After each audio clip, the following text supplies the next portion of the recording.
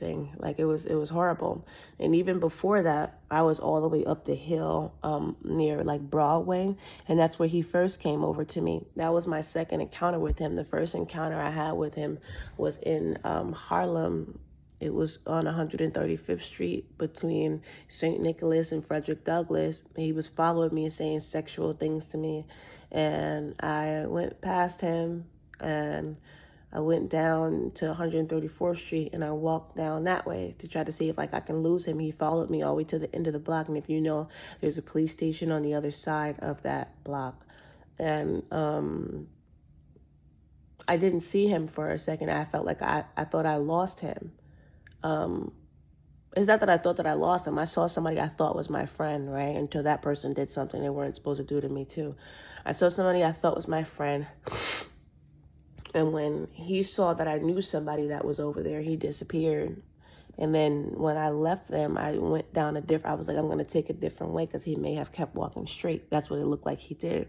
So that's what convinced me to go down 134th, and he happened to be coming down that block. If you know, down the middle of 134th Street between Frederick Douglass and Adam Clayton Powell, there's a parking lot for the police over there. I got all the way down by the parking lot, and that's when there were police officers in there. And when I crossed into the street to go by them, he turned around and went back. But at that point, he was already yelling sexual things at me, telling me he was going to do all types of sexual stuff to me.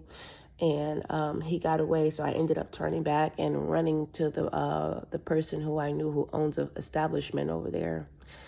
And I stayed with them and the different guys that they had in there, and they came out the store looking around to see if I was okay. And yeah, that's the same guy who came back and did the thing to me in Harlem.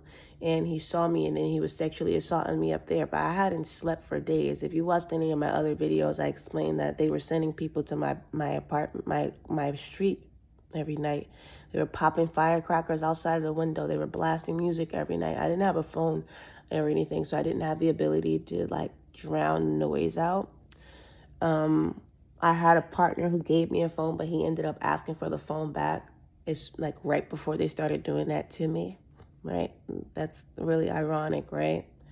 And I think it's also important to document he let me use 2 phones, because I never know what they'll try to do. It's like, when I last seen him, he still had both the phones in his house. So am I the last person who used both those phones? One of them were an iPhone, and the other one was a black Android. It could have been a government phone or something like that.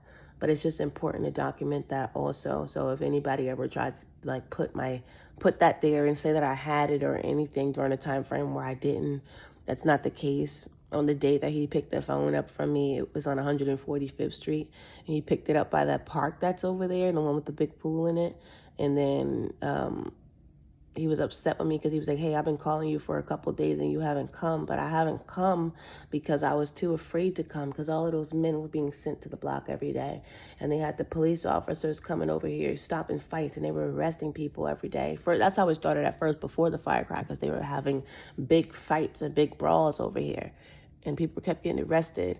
And then they started having the firecrackers. And then they switched to having the music. They'll play like dembow, Mexican, like the Dominican music. But like I said, they would have like a frequency playing at the same time. You could feel it, you know, if you turn something up. I'm not even going to speak that deeply into it because, like I said, but these people are so strategic. It's like they sit back and they watch the system. They sit back and they learn what can they get away with. And it's like, well, what is the thing that they always will classify as a psychotic break? Well, that's exactly what we're going to use to attack people. So if you ever try to say something, you can't prove it, or you can prove it, or how you prove it, or no, we know for sure they'll definitely classify this person as psychotic. I'm pretty sure that's why a lot more people don't speak out that have been attacked, you know. There's just been a lot. In my previous video, one of the things I didn't record were the different guys coming up to me and putting their hand behind their back like this. They will walk up to me and they'll talk to me like this. They'll come up to me and they kept going like that too. I didn't put that in my other video. That's why I feel called to put it in there now, because they had a couple of different things they were doing, as if they were giving like signs to me or signs to somebody else who were watching, or like, I don't know, man. This was some crazy mess. And then like with all that AI stuff and this, and like this summer, like when they recreated everything,